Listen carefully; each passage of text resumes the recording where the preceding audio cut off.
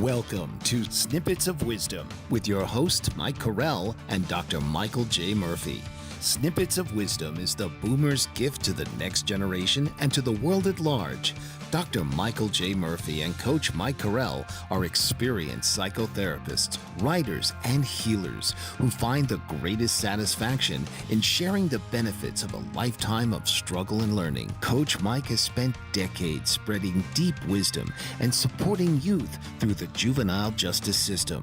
Dr. Michael has directed mental health services at many correctional centers and testified in countless trials as an expert in sex-related issues and mental illness. And he was one of the 500,000 humans at Woodstock. So now, please welcome the hosts of Snippets of Wisdom.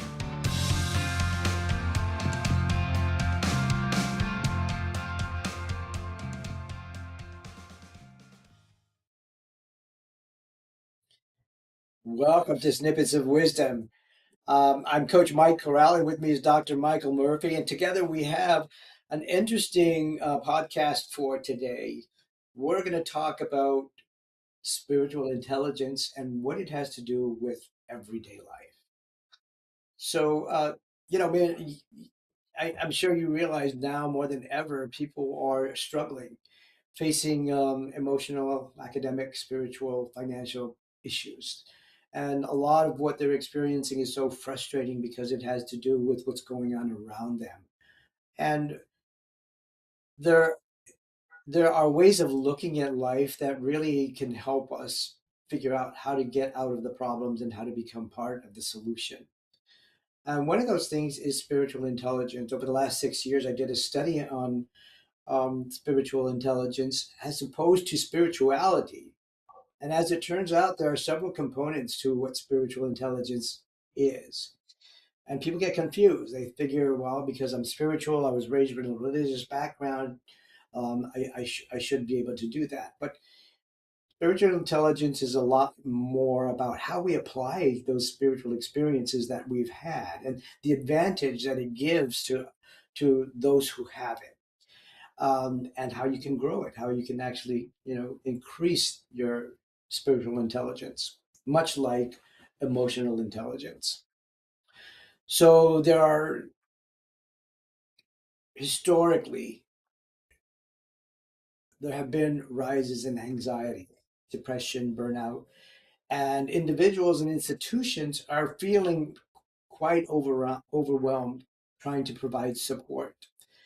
But research reveals that beyond resilience and self efficacy, spiritual intelligence, especially the capacity to create personal meaning, plays a measurable role in how people cope. So I think you know quite a bit about this, Dr. Murphy, because when you break it down, spiritual intelligence explores four key relevant questions. Okay. First of all, what is it? What is spiritual intelligence? How does it connect to emotional resilience? Question number two. What does meaning making matter? How does meaning making matter over everything else? And then what practical steps can communities and organizations take to um, to increase the spiritual intelligence? So, of those four things, Dr. Murphy, what would you say stands out to you the most? And I think I have an idea what you're going to say. Well, it is. I'm so eager and happy to get into the weeds with regard to this topic, which is a just a fundamental one for all of us in society and as a species. Uh, what is meaning? What is spiritual intelligence? And we're really going to get into the weeds of this today, and we're going to find out a lot of very interesting things. And one of the fundamental things that I have studied, being a philosophy major of long ago, even before I became a psychologist, is the struggle within uh, the philosophical world to understand the difference between what is material and what is spiritual. And we think sometimes that those two domains are mutually exclusive. And that's the problem of what's called dualism. So the problem of dualism from a philosophical perspective is that conflict between what is concrete and what is material, and we just think it's kind of a wooey thing. But in fact, we're discovering, even from a scientific and philosophical perspective now, that they really are the same, that the spiritual and the material domain are both manifestations of this ultimate reality of which we are ourselves a part. And trying to integrate that insight, that deep insight, is a huge phase that humanity is involved in now. Not that there's sort of material things and immaterial things, and we have this material body that eventually it stops working, and then we move on to the next phase, whatever that is. And then there's immaterial things that are so-called spiritual, and they're in a different domain entirely. In fact, that's not the case. That really it's all a continuum and it's all one system of which we are a part. And I think so when we think about spiritual intelligence, we really are thinking about something that's very relevant to our daily lives and our human interactions with all others.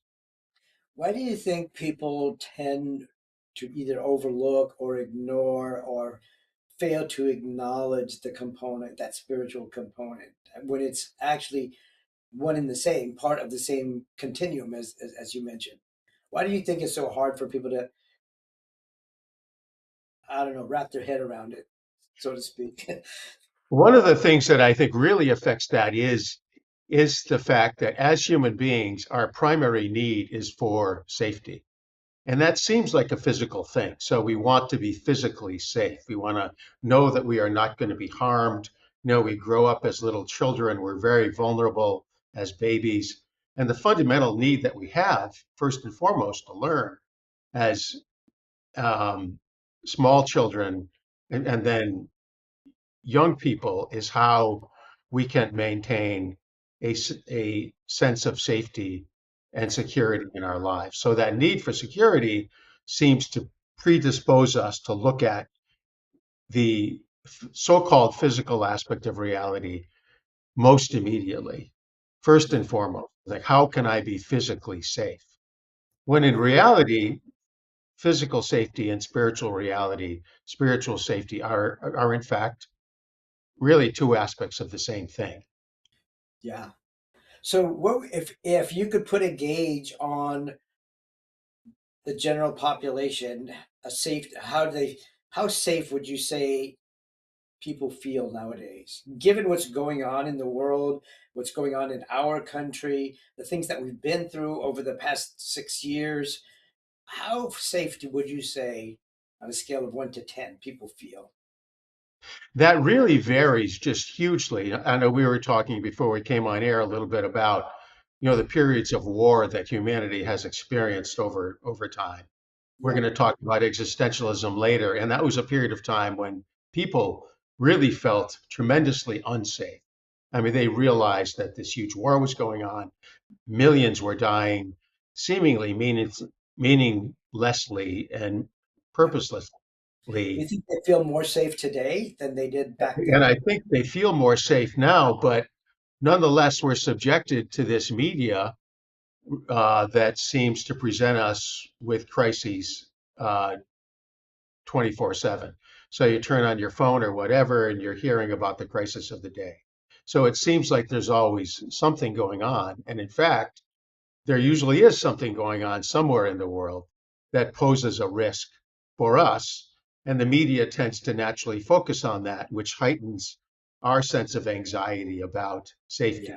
Are we secure? Are our families secure? Are our children safe? Are our communities and schools safe? Because we hear about everything. In the past, if something happened on the other side of the planet, we might not even know about it. We probably right. wouldn't know about it. That's If right. something happened in a neighboring area or different state, we wouldn't even know that it occurred. But now we pretty much are informed about every tragedy or dangerous situation that occurs.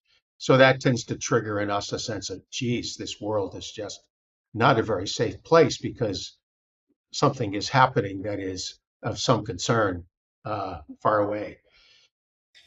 Would you say that people are becoming more emotionally resilient than they were before? I think we face that challenge for sure. I think we are becoming more sensitive and reactive to this anxiety that we hear about constantly through the media. Now we have a conflict that's going on in the world now that, the news certainly quite appropriately is filled with keeping us up to date on what's happening with the most recent global Yeah. conflict that we happen to be involved in. And so, that heightens our adrenaline a little bit. We're a little more nervous. We're a little more anxious. Maybe this will somehow affect me. And, somehow it is affecting me. So I think we're more predisposed to anxious reactivity than we have been in a long, long, long time. I mean, maybe going back to the time of the Second World War and times like that, where we realized we were in a truly epochal conflict that was Mhm. going to determine our future and our destiny.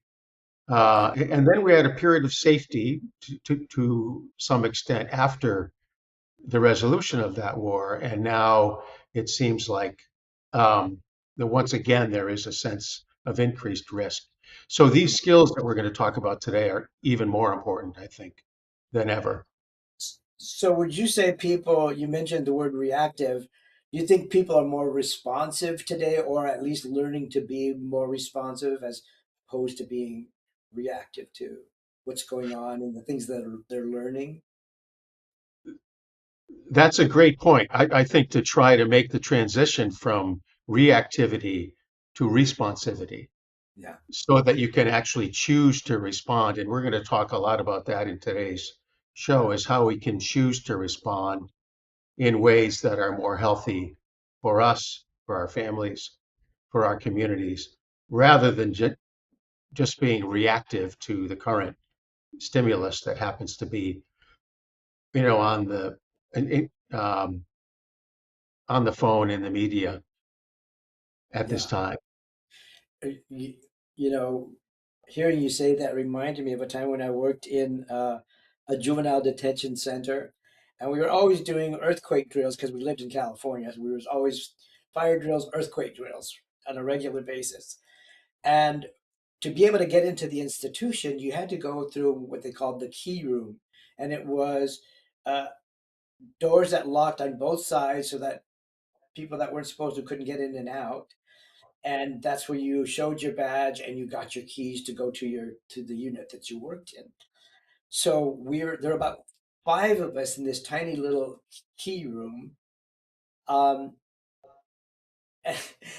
and we had an earthquake at that very moment. The five of us trying to get their keys, and people started panicking, right? And so I said, "Remain calm." I said, "Everybody, just remain calm." And this girl, she was in the same training that we had of earthquake training that said remain calm. And she goes, "Forget calm. This is an effing earthquake. I got to get out of here." She's like clawing her way and just pushing people around. And it was a prime example of when are you going to be reactive and when are you going to be responsive?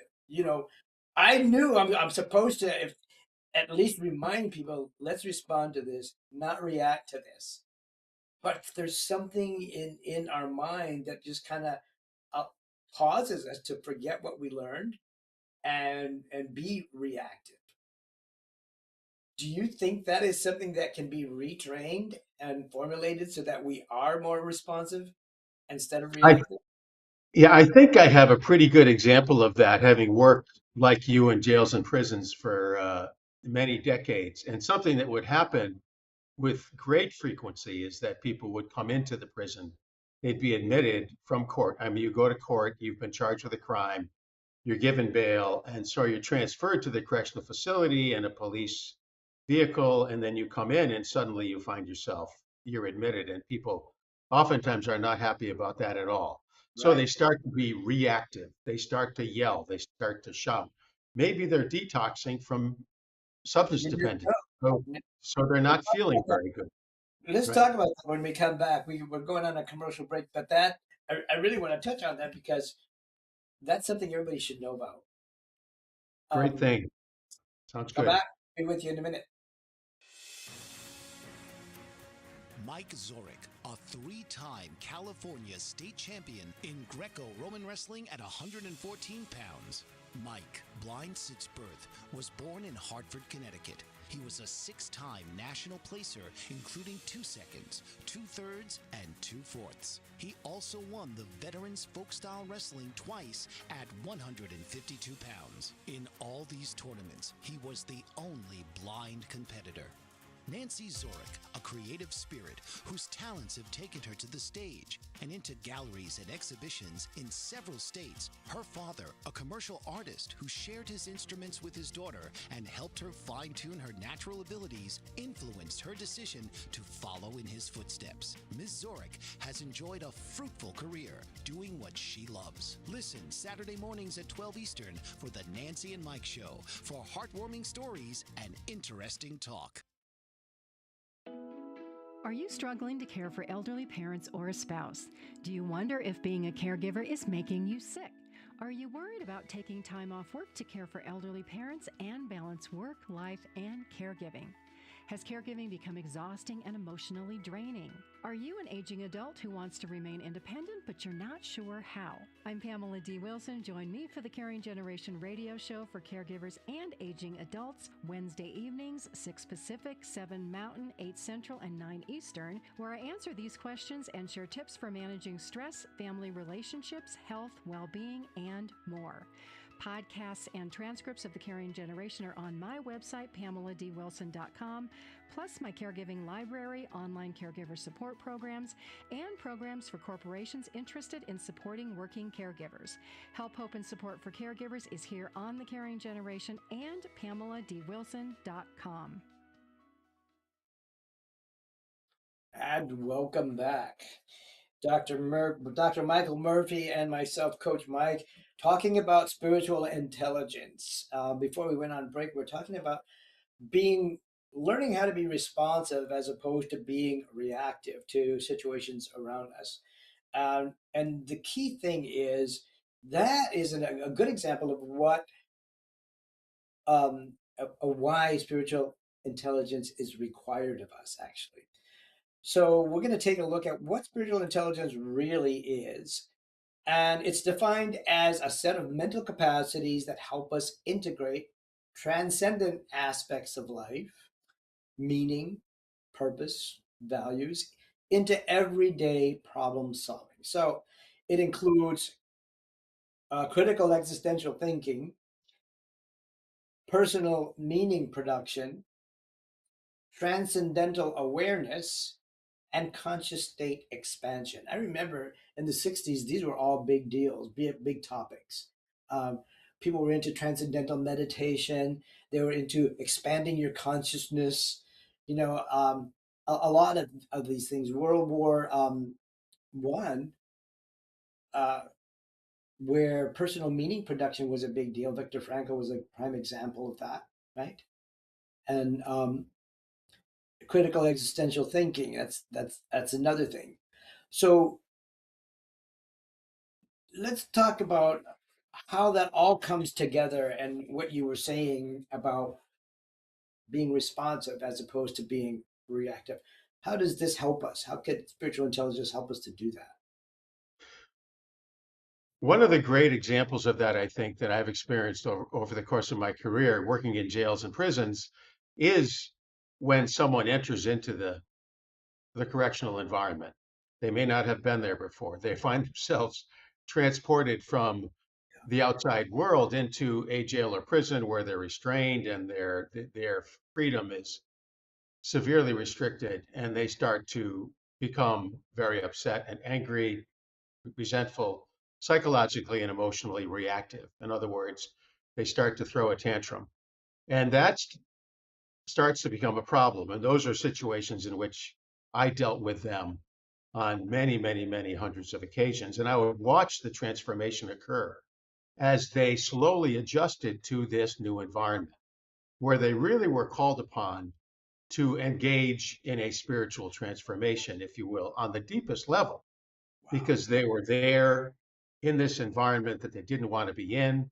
They are going to have to remain there for a period of time over which they had no choice. And they had to literally make a decision. They had to choose to engage in a transformation or not. And for a period of time, they may resist that transformation, but ultimately they realized that they needed to make the best of it. And with almost without exception, everybody did make that transformation, that spiritual transformation to finding meaning even within the correctional environment. I mean, what can I do? I can have associations with other inmates. I can choose to participate in rehabilitative training and classes. I can choose to take some enjoyment in my access to canteen. I can choose to uh, find meaning in my visits with, my significant others who may come to the visiting area. I mean, there are various small enjoyments that they learned to see as being very important and as having great significance for them that allowed them to make this transformation, this spiritual transformation to understanding uh, that they were in charge of what their lives would be and how their lives would be. And these people would approach me later, I'd meet with them, and they'd say to me, hey, Doc, coming to this jail is the best thing that ever happened in my life. And literally, that is a phrase that I heard hundreds of times. And that's no exaggeration. They would come in and say, listen, coming here is the best thing that ever happened to me in my life. And you'd ask why, and they say, well, they're back. They feel like they're in charge. They're clean and sober again. They have a sense of direction and purpose in their lives. So they're making meaning. This is really the exact topic that we're talking about here today. And that was an example that I'm sure you experienced many times as well Oh, yeah. in your career. Yeah. It's ironic because you would think that uh, it would be something else that motivated them to get out of the prison situation or being incarcerated. But ironically, having lost so much freedom and so many things that they had taken for granted, losing it all. Uh, After the acquiescence, after you finally give into it, okay, I guess there's nothing I can do about it. I'm just going to be here for however long time. And then they begin to notice the things that they look forward to in that setting. And the appreciation comes back. That attitude of gratitude gradually begins to come back. Wow, I can't wait till Friday. Friday is when we have chili mac night or whatever is on the menu, or visiting days where I get to see all these things that were available to you when you were free, but you didn't appreciate. Right, You know, right. maybe you were ungrateful because you didn't have the right money, or you didn't have the status, you didn't have, you didn't belong to the right group of people, whatever it was. Losing sight of what's good in your life because you're focused on what was not. Yeah, there's two things about what you just said that I think are just really, really, really so important. And one is, as you mentioned, the attitude of gratitude, having an attitude where you notice whatever positive things are available to you, like maybe there's a particularly good meal today, or maybe you have a visitor today. And the other part I think you mentioned is having to having to go through that dark night of the soul in Yeah. the process of the spiritual transformation. That spiritual intelligence really is that capacity that allows us to go through the dark night of the soul, where you realize, hey, I can't get out of here. I'm not going to be able to just snap my fingers and have this be all better. It's not going to be all better. I'm going to have to adapt.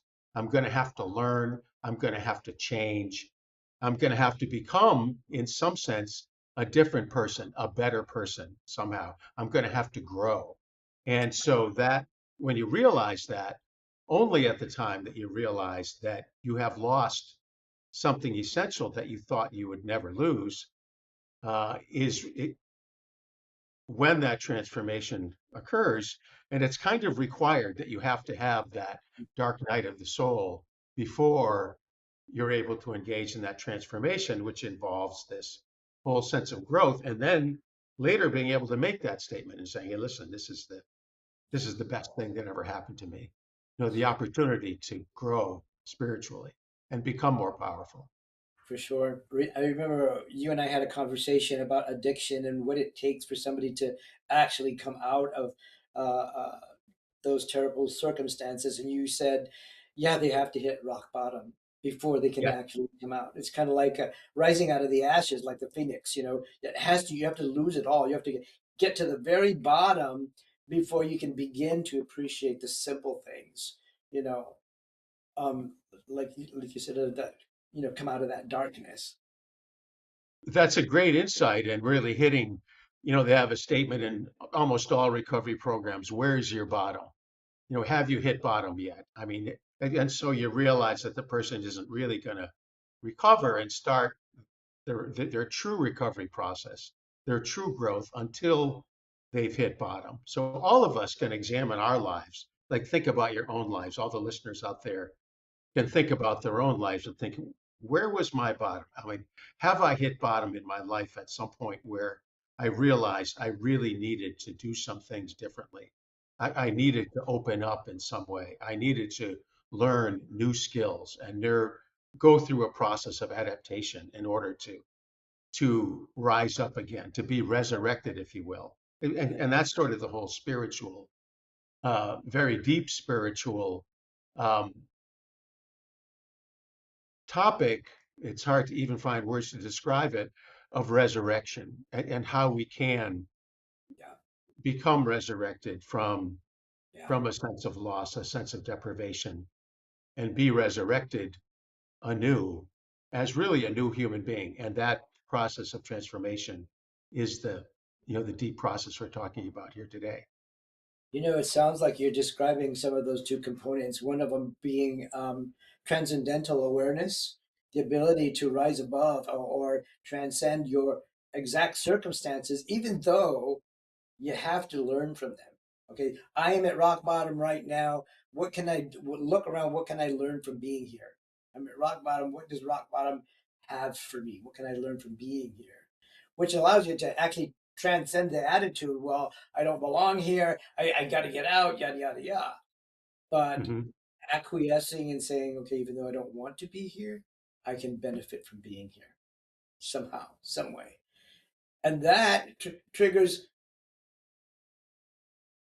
an expansion of your awareness, that constant state expansion, that is another component of spiritual intelligence. So you expand your consciousness to a point where it's not just what you thought, but there's more to it, you know to examine. Like there is something good about being at rock bottom, being in this terrible place, if you will.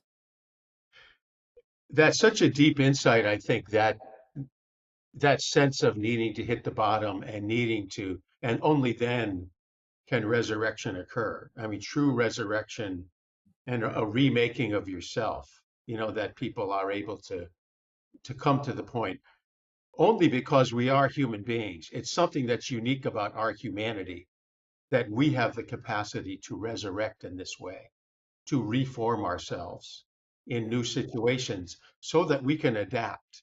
I mean, all living beings really have the capacity for adaptation, right? I mean, if you find yourself in a new environment that's different, with different challenges, as people did, using the prison analogy that we're using here today, is really, our capacity to transform and grow and regenerate ourselves is really something that is, the deepest form of spiritual intelligence Oh that you're yeah, talking today. 100% agree with that one.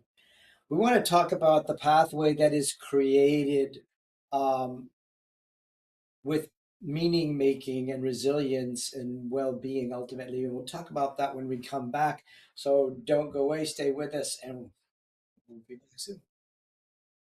Master of words, powerful player. What life-changing words can Dr. Janet Smith Warfield pull out of her magical toolbox that just might mysteriously open a door you never knew was there? A door to free yourself from fear forever. Transform your rage into right action. Release your guilt. Position you into a life of freedom, purpose, passion, power, and peace. All quite suddenly, unexpectedly, and almost miraculously, with no effort on your part. Join Dr. Janet on Dancing with Words, Dancing with Wisdom, as she and her guests show you how words map our experiences, immersing you in a sound bath that relaxes your muscles, opens your mind, and supports you in co-creating your extraordinary life.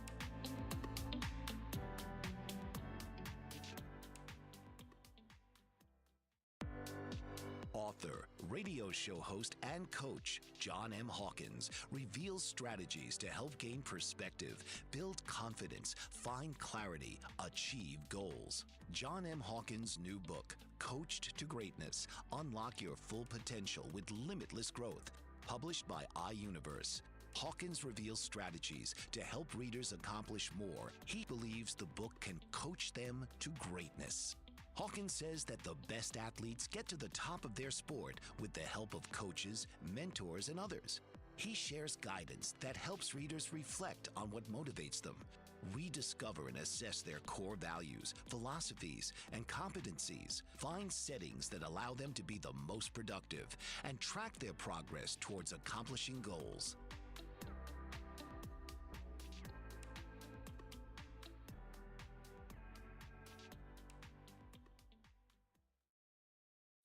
Okay, welcome back. So we're talking about the purpose of meaning making in our life.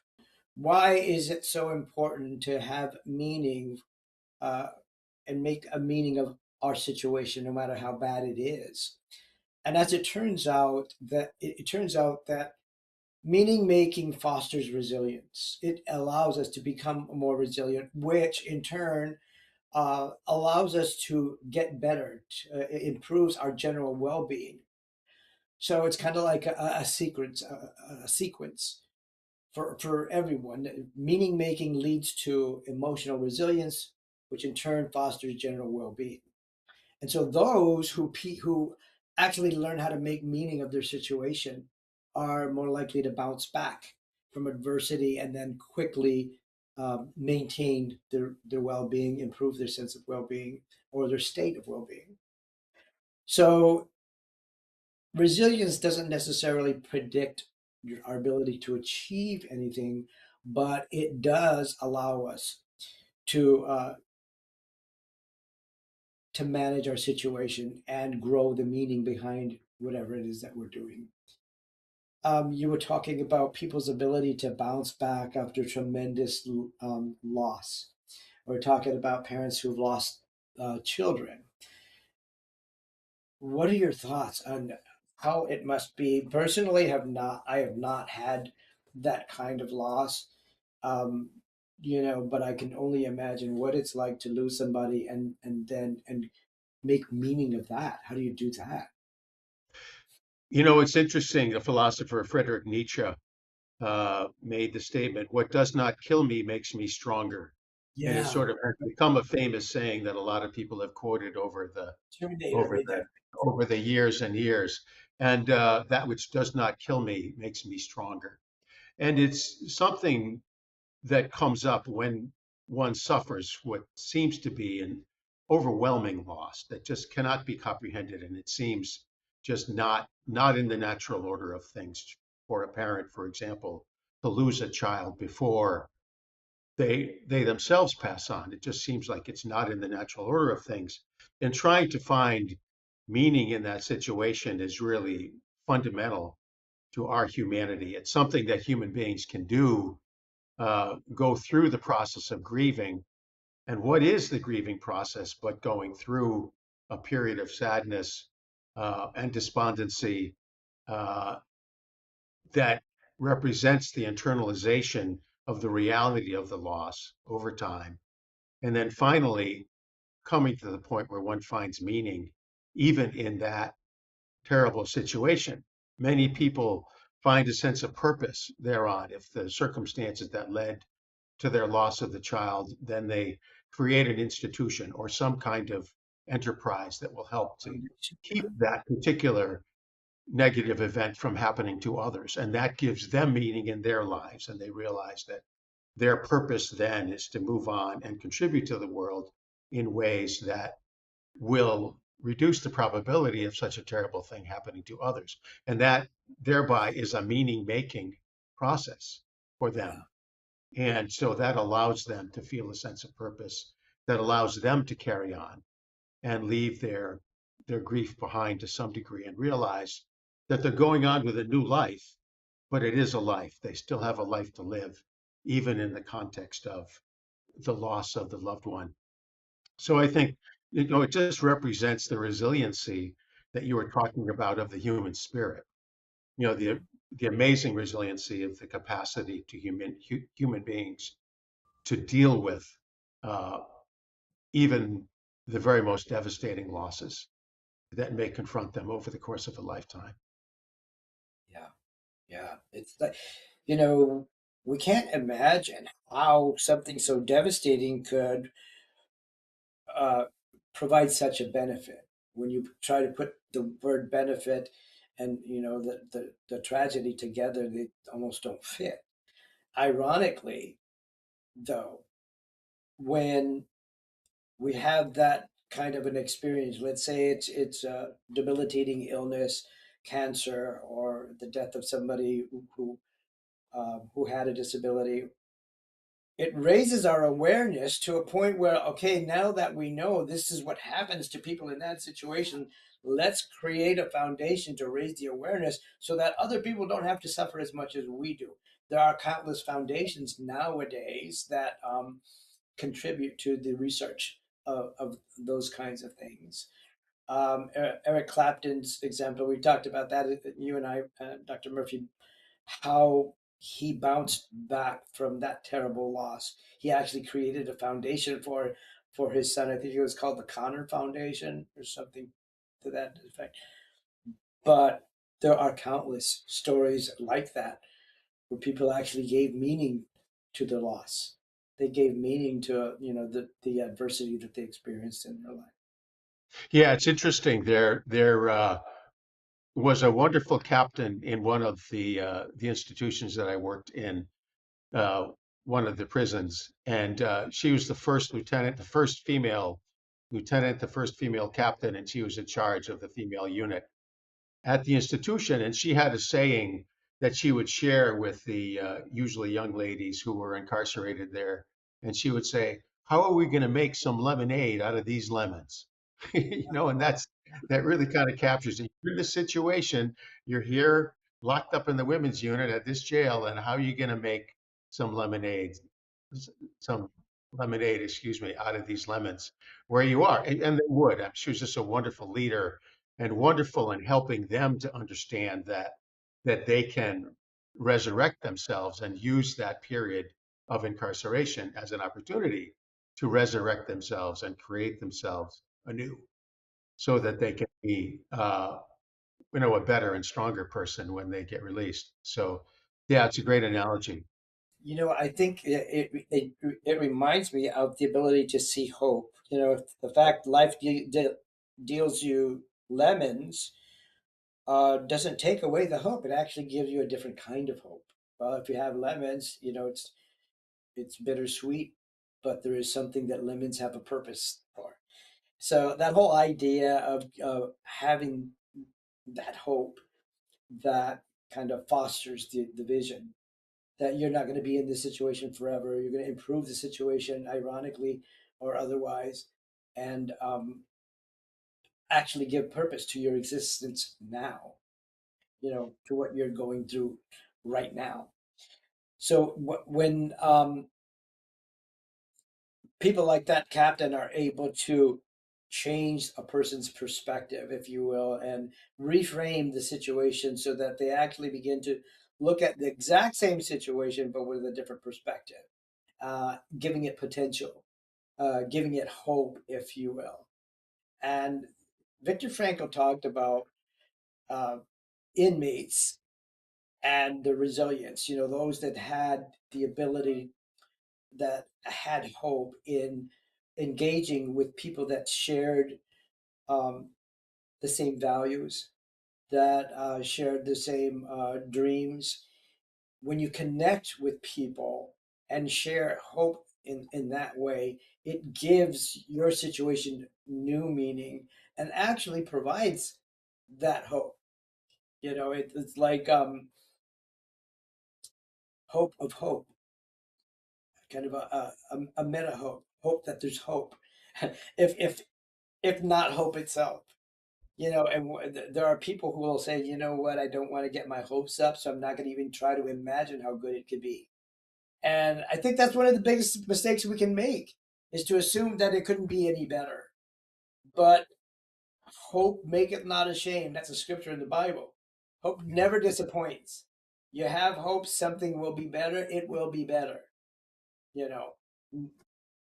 What That's do you a think? great that's a great insight, I think, in that whole I mean, the challenge to dare to hope.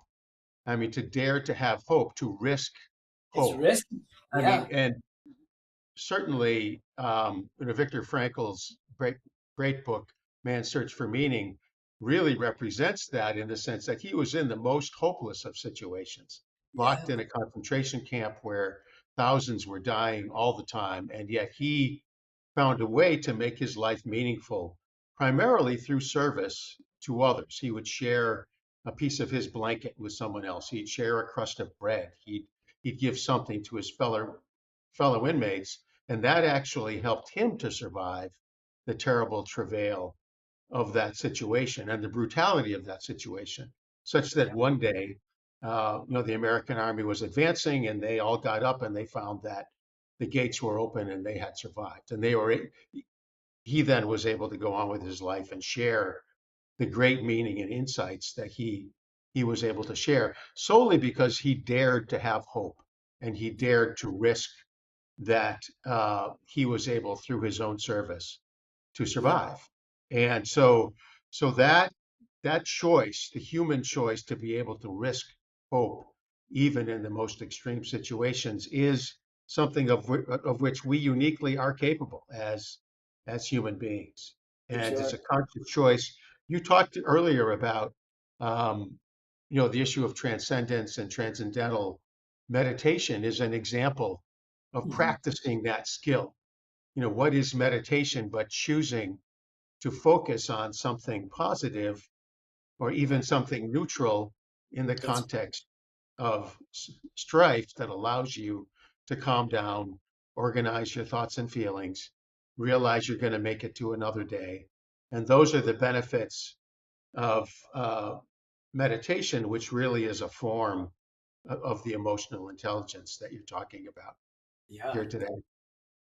That whole situation, Dr. Frankel's situation, is what led him to create logotherapy. Logotherapy, when you take the word the word logo means Hmm. meaning, Right. means meaning. And so, even advertising, everybody's got to have a logo, right? Right. When you see the Pepsi logo, or any kind of logo, that's what it means. That's what your work means, your product, your service. It means that. And logotherapy helped people to create meaning in their life, which I think is a wonderful accomplishment. I think if we did nothing else in our life, um, if we could trade our complaints for meaning making, I think we'd be a lot better off individually and as a community, as a global community as well. Um, because we would refuse to complain, because it takes up the place of creating hope and creating a new situation, for ourselves. I mean, Yeah, one of the what? things that I think we face now is, some opportunities to really use that hope and focus on the positive things that are going to happen in the near future with Yeah, regard to technology. We talked about this in one of our previous podcasts, that yep, that's going to offer us the opportunity to have um, well, caring Yeah, and sharing in ways that really works for all of humanity. And to for sure. choose to believe in that Yeah. is, the choice that we face now, and then to employ all those opportunities and share them with the whole world. When we come back, we'll talk more about how to do that, how to make that meaning, how to make those choices for ourselves that are going to make the biggest difference. So don't go away. Are you struggling to care for elderly parents or a spouse? Do you wonder if being a caregiver is making you sick? Are you worried about taking time off work to care for elderly parents and balance work, life, and caregiving? Has caregiving become exhausting and emotionally draining? Are you an aging adult who wants to remain independent but you're not sure how? I'm Pamela D. Wilson. Join me for the Caring Generation radio show for caregivers and aging adults, Wednesday evenings, 6 Pacific, 7 Mountain, 8 Central, and 9 Eastern, where I answer these questions and share tips for managing stress, family relationships, health, well-being, and more. Podcasts and transcripts of The Caring Generation are on my website, PamelaDWilson.com, plus my caregiving library, online caregiver support programs, and programs for corporations interested in supporting working caregivers. Help, hope, and support for caregivers is here on The Caring Generation and PamelaDWilson.com.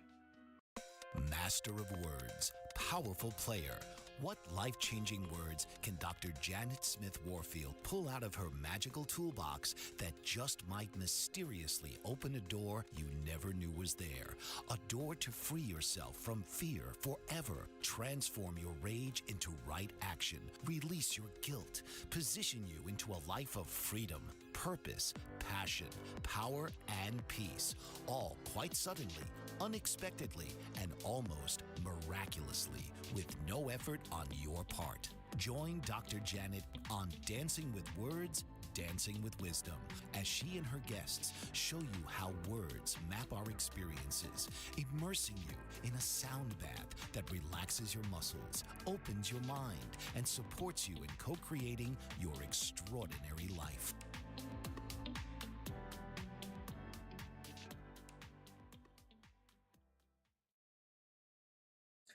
And welcome back, everybody. So, if you have enjoyed the podcast this week and in the past weeks, please be sure to like and subscribe to our channels. We each have our own channel, so go ahead, take a look at that, like and subscribe, and you'll get more. So, we've been talking about making meaning in our lives, making meaning out of even the most difficult situations, and how it can contribute to our general well-being, not just for us, but it can also improve our influence over the rest of the world. Beginning with our own little circle, our family, our friends, and then the community at large, and hopefully it'll have a global impact too. But the big question is, what are we going to do about that? How can we implement that? How can we apply it in our daily life? And Dr. Murphy, you are very, very familiar with these kinds of things, like integrating meaning into our lives through reflection groups and workshops and things like that. Tell us a little bit more about some of the things that can be done. Yeah, when you think about the history of philosophy and how the human race has chosen to make meaning throughout the hundreds of thousands of years of our existence, it really is that fundamental thing. I mean, how we can choose to um, to actualize that aspects of ourselves, our brain, that can function in the expression of spiritual intelligence that we're talking about today, and that we're understanding now um, is not really any different than any other skill that we have. So, for example, something that we can do in order to develop our own spiritual intelligence is having a spiritual practice. So I think it's really important for all of us to, the first thing we do when we wake up in the morning is to engage in a series of behaviors, carve out some time, whether it's half an hour or 45 minutes or an hour. Some people even do a couple of hours in the morning that includes some kind of movement. Perhaps it's yoga, perhaps it's some kind of exercise that allows you to sort of wake up your body and allow your neuroanatomy to start to be in motion again, then also do some form of meditation, Yeah. not medication. I like to say not medication, Yeah. meditation. I And meditate. meditation is you focus on some kind of concept or some kind of image, whether it's counting from 1 to 10 or looking at a candle or saying a mantra that is your personal mantra, which you can make up for yourself, and then focusing on that as best you can, and also doing breath work. Breath Yes. work is something that's become very popular lately. So many people are coming to understand that we as human beings really have not done a very good job of, of taking care of this Right. very basic skill of how we breathe and learning how to breathe in a way that contributes to our health, our well-being, our alertness. And so when you carve out that time in the morning for a morning practice, So then you're that talking allows you to begin the day routine with is a a sense of hope. practice, right? Right. Yeah. So I I think that's a perfect way to actually even begin the day. It's like after a while it becomes a natural order for you to do. You get up in the morning. I know for myself, I don't even get out of the bed without acknowledging, without giving myself over to God and allowing God to be a part of every decision that I make. I breathe. I breathe in the morning. I do some box breathing, and as I'm getting out of the bed, I'm in that state of mind that allows us to know we're not alone, to know that there's a governing and supportive force beyond us. And then throughout the day I just get to a place where I do what I call the theta, you know brain waves, where I just allow my mind to be and to exist with gratitude for just about everything that's working in my life. And there are so many variations of that. Um, uh, you mentioned breath work. There's a way of breathing through the nose that allows the nitric Mhm. oxide in our to go to our brain, that which kind of opens everything up for us. It allows us to actually see things a little bit more clearly, if you will, and a whole number of other things that we can do that actually make you feel confidence as you go through them. It builds your confidence as you go through your routine or your practice. In the morning. That's a excellent thing. I don't know how many people actually do those things, but it kind of gives for me, it gives me a sense of control, knowing that I'm not out there willy nilly, but I do have some say in how my day is going to go. You know what I mean? Exactly. So you're empowering yourself. I mean, the first thing you're doing in the morning is that you're saying to yourself, I'm in charge of this day. I'm in charge of how I'm going to handle this day. And so you start your day with that mentality. And once you empower yourself, then you certainly can accomplish a lot more, I think. And you mentioned, nasal breathing. It's one of those little things that many of us don't think about, but uh, we breathe through our mouth. We're wired neuroanatomically to breathe through our mouth only when we're in a situation of crisis. Like, so we breathe that way only when we need to be running away from a wild animal or something like that. We're in Right. urgent. Yeah, so mouth breathing is correlated with anxiety. So if you train yourself to breathe through your nose, and you can Yes. do that through various exercises that you can look up and do all kinds of nasal cleansing and practice Yep. nasal breathing, you find that that in itself is calming. That's a spiritual practice Yeah. that you can endeavor to integrate into your daily life that allows you to be more calm. And Beautiful. so, it's something, just try it, you know, cleanse your nasal passages and then do nasal breathing, and you'll find that that is associated with greater focus and calmness. So if we And had 30 seconds left, Dr. Murphy, what would you say to everybody in the last 30 seconds of our show? if I had one thing to say, I'd say do a morning practice. I mean, just make Beautiful. sure that you get up in the morning, you put some time together, and you do that, and you will not regret it. I guarantee it. It will make your life richer and stronger and more loving for everyone. Love it. Thank you so much. It's a pleasure working with you, Dr. Murphy, and I hope that people get to realize how empowering it is to have someone in your life that you can share hope with, to make meaning with, and go through life with. I want to thank you, all of you, for being with us today. We hope you come back with us next week and share some more. Thank you, Thank Dr. you Murphy. so much.